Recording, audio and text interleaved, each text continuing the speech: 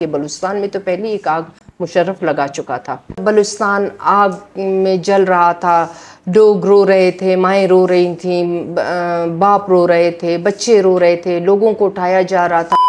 اپنا کام کرے، اس کا کام یہ نہیں ہے یا پولیس کا کہ یہ اس طرح کے پرامن جلسے اور دھرنوں میں آ کے انہیں مارتے ہیں، پیٹتے ہیں اور پھر جو ہے رائے فرار اختیار کرتے ہیں.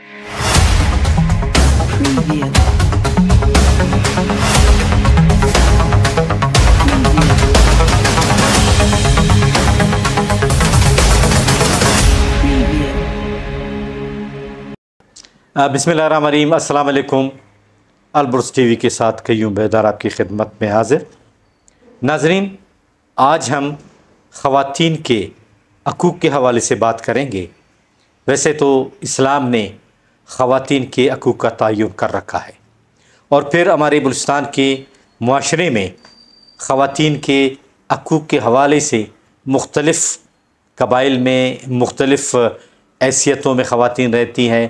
ان کے حوالے سے کہیں پہ کنزرویٹو معاشرہ ہے تو کہیں پر کوئی اس طرح کے ہیں کہ وہاں پہ آج کل تعلیم کے حوالے سے انہیں مواقع فراہم کیے جا رہے ہیں. اب جب کہ بلوچ یکجہتی تحریک کے حوالے سے جو مسنگ پرسن کا معاملہ اٹھا تو اچانک خواتین دن بدن بڑھتی گئیں، اور مارنگ بلوچ جو ایک خاتون ہے ان کی سرکردگی میں باقاعدہ دھرنے بھی ہوئے، جلوس اور جلسے بھی ہوئے.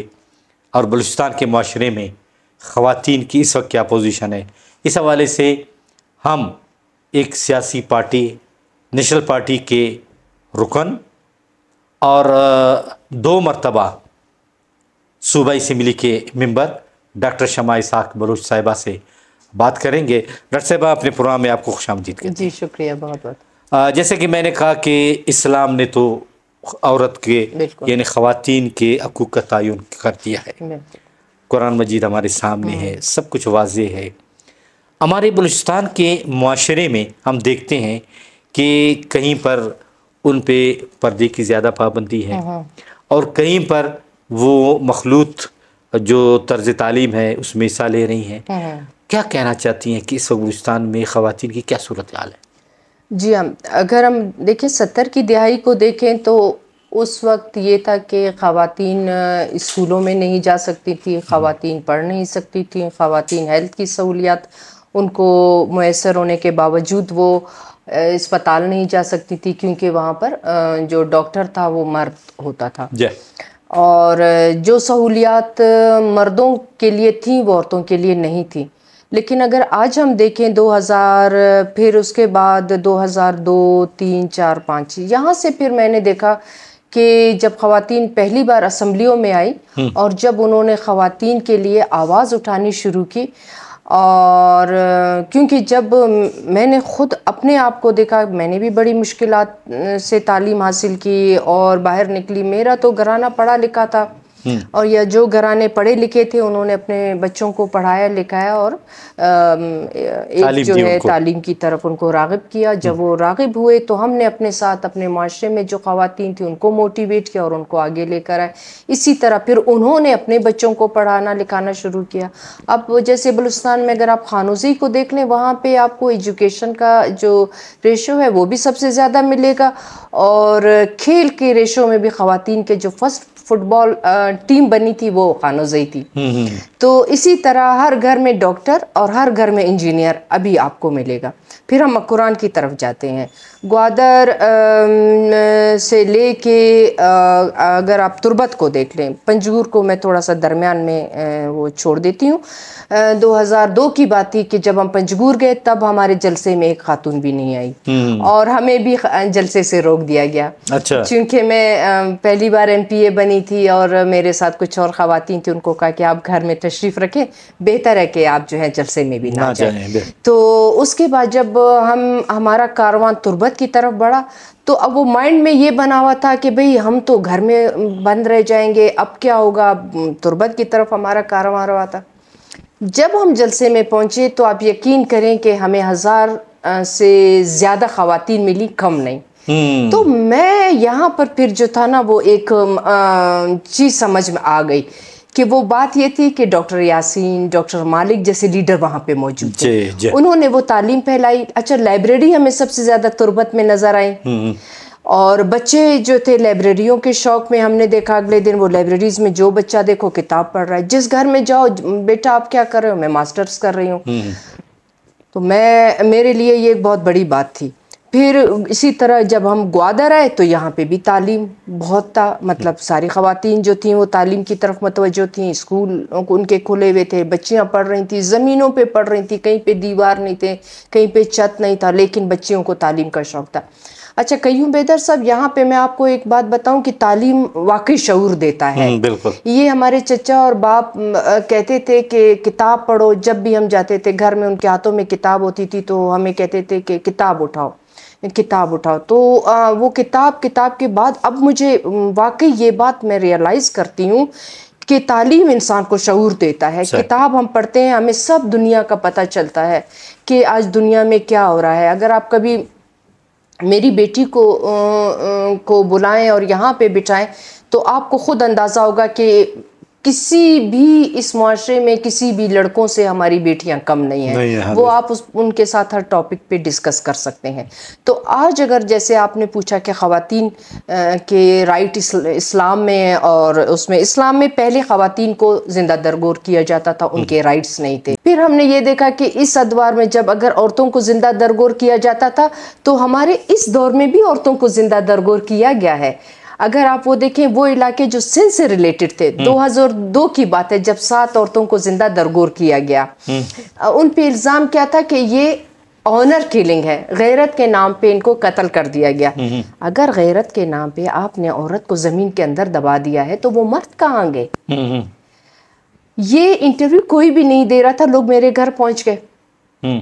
تو میں نے پھر ان سے یہی ہماری ڈسکشن ہوئی کہ دیکھیں عورتوں کے ساتھ اگر یہ ظلم ہو رہا ہے تو پھر ان مردوں کے ساتھ بھی ظلم ہو، یکساں چیزوں کو پھر برابر کیا جائے. ہماری عورتوں کو زندہ درگور کرنے سے بہتر تھا کہ آپ ان کو سامنے لے کر آتے کہ ان کا قصور کیا تھا. تو باتیں یہ تھی کہ پھر یہ آہستہ آہستہ یہ چیزیں تعلیم کے ذریعے ختم ہوتی گئیں. پھر میڈیا آیا، پھر سوشل میڈیا آیا، پھر اب 21ویں صدی ہے، ایک دنیا گلوبل ولیج بن چکی ہے. لوگوں نے پڑھنا شروع کیا. شاہ بی بی کون تھی عورتوں کی؟ ہمارے بلوچ اگر ہسٹری آپ اٹھائیں وہ کون خاتون تھی؟ وہ آج بھی انگریزوں نے اپنی کتابوں میں لکھا ہے یہ تو بندوق اٹھانے والی تھی. اچھا بندوق کے ساتھ وہ دوسرا کام کیا کرتی تھی؟ لوگوں کی تیمارداری اور ان کا علاج بھی کرتی تھی. بی بی بانڑی کون تھی؟ جس نے اپنے بھائی کو جو دلی جا رہے تھے وہ تھوڑا سا ڈگمگائے تو لیکن ہمت، طاقت اور وہ کریج انہوں نے پیدا کی کیونکہ ان کے اندر نالج بہت تھی. اسی طرح بہت سی عورتوں کو آپ دیکھیں، میں تو بے نظیر سے بھی بہت انسپائر تھی، میں تو ڈیانا سے بھی تھی، میں تو مدر ٹریسیا سے بھی تھی. مطلب ہمارے پاس لیلا خالد کو دیکھ لیں آپ، مطلب بہت سے ایسے لوگ ہیں جو انسپریشنز ہیں کہ جی اگر ہمارے پاس تعلیم ہے تو ہمارے پاس زبان آ جاتی ہے، زبان آتی ہے تو پھر آپ بول سکتے ہیں اور آپ صحیح کو صحیح غلط کر سکتے ہیں. اس ٹائم آپ نے سفید کپڑے پہنے تو میں یہ کہہ سکتی ہوں کہ آپ نے سفید کپڑے پہنے اور اس نے کالے کپڑے پہنے. تو میں سمجھتی ہوں کہ تعلیم انسان کو شعور اور آگاہی دیتا ہے. اچھا یہ بتائیں کہ ڈاکٹر صاحبہ، چونکہ آپ کا تعلق بلوچستان سے ہے، اب جو پہلے اتنی خواتین نہیں نکلتی تھی، جیسے آپ نے کہا کہ ہم گئے تھے تو ہزار کی تعداد میں خواتین تھی، آج ہزاروں خواتین ریلیوں میں نظر آ رہی ہیں. اب مارنگ اچانک دیکھیں ایک دم لیڈر بن گئی. یہ تو پہلے سے تو نہیں تھی لیکن آلات نے اس کو لیڈر بنا دیا. ٹھیک ہے نا؟ تو آپ کیا دیکھ رہی ہیں کہ کیا خواتین میں شعور آ چکا ہے یا وہ مجبوریاں، وہ آلات انہوں نے ان کو میدان میں لایا؟ ہاں یہاں پہ پھر وہی آپ والی بات کو بالکل میں سیکنڈ کروں گی کہ مہرنگ نے دیکھیں وہ ایک سبجیکٹ لیا، ایک ایشو لیا، ایک برننگ ایشو. جب بلوچستان آگ میں جل رہا تھا، لوگ رو رہے تھے، مائیں رو رہی تھیں، باپ رو رہے تھے، بچے رو رہے تھے، لوگوں کو اٹھایا جا رہا تھا، لوگوں کو مارا جا رہا تھا، لے جایا جا رہا تھا بنا کسی وجہ کے. تو جب مہرنگ نے، کیونکہ اس کے ساتھ سب کچھ یہ ہوا تھا، اس کے اندر وہ آگ جل چکی تھی اور وہ بجھنے کا نام نہیں لے رہی تھی، وہ خوف اس کے اندر آ چکا تھا کہ اب میرے باپ کو اٹھا لیا مار دیا، بھائی کو اٹھا کے مار دیں گے، اب اس کے بھائی کو، اس کے بھائی کو. تو پھر ایک آواز اٹھی اور وہ آواز تھی کہ جو لاپتہ افراد ہیں انہیں بازیاب کیا جائے، اور جو ہمارے بلوچ لوگ ہیں ان کو مسنگ نہ کیا جائے، اور جو مسنگ ہیں انہیں مار کے ہمارے گھروں کے آگے لاشیں نہ پھینکی جائیں، ان کے FIR کاٹے جائیں، ان کو جو ہے تھرو پراپر چینل کے ہائی کورٹ میں پیش کیا جائے اگر کوئی فرد جرم عائد ہوتی ہے۔ کیونکہ یہ ایک سسکتا ہوا وہ تھا، ایشو تھا، اس سسکتے ہوئے ایشو پہ جن گھروں پہ یہ گزری تھی، جن ماؤں کے ساتھ یہ گزرا تھا، جن باپوں کے ساتھ، جن بیٹیوں کے ساتھ گزرا تھا، وہ پھر سب چلتے آئے اور کارواں پھر بڑھتا گیا، اور یہ کارواں اتنا بڑھ گیا کہ آپ دیکھیں، میں یہ سمجھتی ہوں جہاں تک بحیثیت ہے کہ خاتون کے، کہ میں نے خود اتنا بڑا جلسہ جلوس کہیں نہیں دیکھا، چاہے آپ پاکستان کا کہہ دیں، لاہور کا کہہ دیں، اسلام آباد کا کہہ دیں، نہ جماعت اسلامی کا، نہ میں نے عمران خان کا، جو ایک نہتی لڑکی نکلتی ہے اس کے ساتھ کارواں چلتا ہے۔ سمی دین، ڈاکٹر دین محمد ہمارے استاد تھے، میں ان کو جانتی ہوں، ان کی بیٹی تھی بیبو ہے، پھر یہ بچیاں ساتھ آتی گئی ہیں، دیکھیں نام آتے جا رہے ہیں، یہ سب کون ہیں؟ غمزدہ دکھی، اور ان کے ساتھ وہ مائیں جو غمزدہ دکھی اپنے بیٹوں اپنے بچوں کے لیے نکلی ہوئی ہیں۔ تو میں یہ سمجھتی ہوں کہ جب ہم ان کو خود دیکھتے ہیں تو ہمارے دل جو ہے خون کے آنسو روتے ہیں۔ مشرف لگا چکا تھا، جو بیج اس نے بویا وہ تناور درخت بن کے کھڑا ہو گیا۔ اب وہ جو تناور درخت ہے نا، اس کو کاٹنے کی ضرورت ہے، اور یہ کاٹ رہے ہیں، یہ بچیاں کاٹ رہی ہیں، اور انشاءاللہ تعالی جس دن یہ درخت کٹ جائے گا نا، اس دن میں سمجھتی ہوں بلوچستان میں امن آئے گا، اور ضرور آئے گا۔ پھر کوئی ماں کا بچہ نہیں اٹھے گا، کوئی باپ کا بیٹا نہیں اٹھے گا، کوئی ماں اپنے بچے کو لحد میں نہیں اتارے گی، اور پھر یہ خون کی ہولی بند ہو جائے گی۔ یہ مسائل کیسے حل ہو سکتے ہیں؟ ہاں، یہ مسائل بالکل، یہ مسائل حل ہو سکتے ہیں، میں اور آپ ایک پیج پر آ جائیں نا۔ جب میں اور آپ ایک پیج پر آئیں گے، اگر مہرنگ کہہ رہی ہے، وہ بچیاں کہہ رہی ہیں کہ آؤ نکلو ہمارے ساتھ، اچھا ٹھیک ہے، نکلتے بھی ہیں، ہم آتے بھی ہیں، پھر جو ہماری ریاست ہے وہ کیا ہے؟ اب ریاست میں جو لوگ بیٹھے ہیں وہ کون ہیں؟ وہ بھی سب بلوچ ہیں، ہم دیکھ رہے ہیں، بلوچستان کے رہنے والے ہیں، بلوچستان سے کھاتے ہیں، میں بھی سرزمین پر پیدا ہوئی، مجھے فخر ہے میں بلوچستان کی ہوں، بلوچستان کی سرزمین پر پیدا ہوئی ہوں، ایک بلوچ لڑکی ہوں، اور بلوچ ماں باپ کی ایک بیٹی ہوں، مجھے فخر ہے اپنے آپ پر۔ اور میں یہ سمجھتی ہوں کہ جتنا ہم سمجھتے ہیں بلوچستان کے پرابلمز کو، بلوچستان کے مسائل کو، شاید کوئی اور نہیں سمجھتا ہے، نہ پنجاب، نہ اسلام آباد، نہ فیڈرل، نہ اسٹیبلشمنٹ۔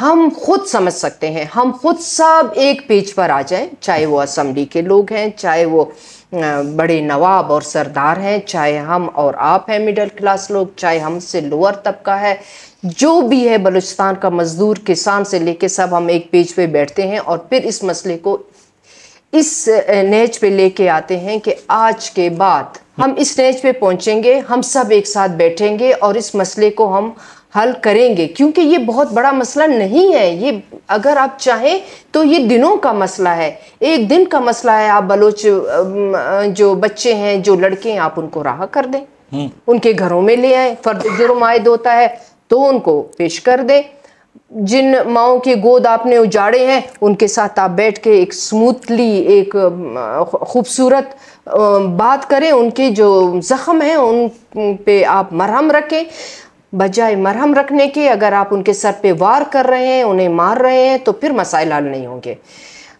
میں یہ سمجھتی ہوں قیوم بیدار صاحب کہ آرمی اپنا کام کرے، اس کا کام یہ نہیں ہے، یا پولیس کا، کہ یہ اس طرح کے پرامن جلسے اور دھرنوں میں آ کے انہیں مارتے ہیں، پیٹتے ہیں، اور پھر جو ہے رائے فرار اختیار کرتے ہیں۔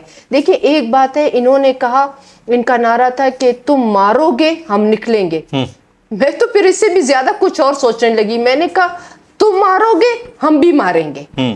دیکھیں نا، میری ایک بات ہے، بلوچ بہت جنگجو قوم ہے، بلوچ کی عورتوں نے بہت لڑائیاں لڑی ہیں، بلوچوں کی ماؤں نے بہت لڑائیاں لڑی ہیں، ہسٹری کہتی ہے، کتاب کہتی ہے، بلکہ تاریخ میں تو تاریخیں لکھی گئی ہیں، لیکن بعض تاریخ ایسی ہیں جن میں عورتوں کا ذکر نہیں ہے، کام بہت کیا ہے لیکن اس میں ذکر نہیں ہے، تو ہم اس ذکر کو تاریخ میں بھی ڈالیں گے، مارنگ کی صورت میں۔ بہت بہت شکریہ ڈاکٹر صاحبہ کہ آپ آئیں اور آپ نے کل کی بات کی اور اپنے حقوق کی بات کی، خواتین کے حقوق کے حوالے سے بھی آپ نے بات کی۔ ناظرین، آپ نے ڈاکٹر شمع اسحاق بلوچ صاحبہ کی باتیں سنی. انہوں نے خواتین کے حقوق کے حوالے سے بات کی, بلوچستان کے ایشوز کے حوالے سے بات کی, اور ان کا کہنا ہے کہ جب بات چیت ہوگی, جب انصاف ہوگا, جب ایسے کیسز عدالتوں میں جائیں گے, عدالتوں کو اپنا کام کرنا چاہیے, اسٹیبلش کو اپنا کام کرنا چاہیے. ہر ایک کا ایک دائرہ کار ہے اور ان کے لیے قوانین موجود ہیں. اس طرح کے آلات کہ جو آپ پیدا کریں گے, لوگوں کو مسنگ کریں گے, عدالت میں پیش نہیں کریں گے, تو اس سے حالات مزید خراب ہوں گے. اور یہ جو خواتین نکلی ہیں یہ اپنے حقوق کے لیے نکلی ہیں, کوئی خوشی سے نہیں نکلتا. اور یہ آلات کہ تم مارو گے پھر ہم بھی ماریں گے, یہ بہت خطرناک ایک سوچ ہے, اور اس سے ہمیں نقصان ہوگا, اس طرف بھی نقصان ہوگا, اس طرف بھی نقصان ہوگا. اسی کے ساتھ قیوم بیدار کو اجازت دیجیے. اللہ حافظ.